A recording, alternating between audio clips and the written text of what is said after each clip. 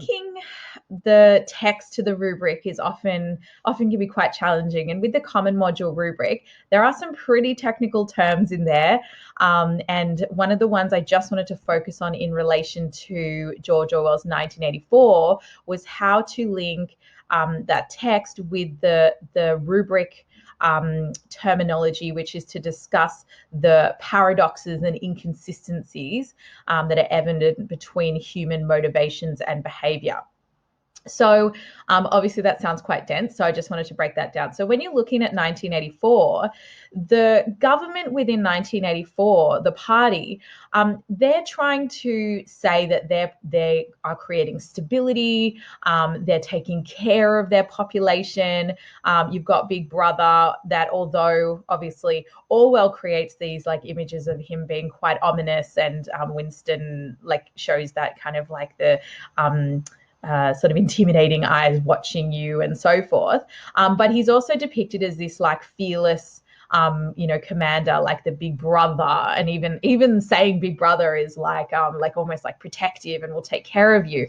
And so what we kind of get here is this government or this political system that creates an image of like community and stability, and like taking care of the population, but then this is inconsistent or is created as a paradox when you look at the actual actions that are taken. So where you've got the persecution of the individual, that oppression of like human relationships and identity and freedom, all of that, so you can start seeing this that paradox, that inconsistency emerge between what the party says they're doing and what actions they're actually taking in reality, where we get to the kind of apex of that, where Winston's like whole desire to rebel and his individuality is entirely crushed at the end, and we're left with this really bleak view of a world where we haven't stopped to check the powers that are taking over, and we're just giving into fear,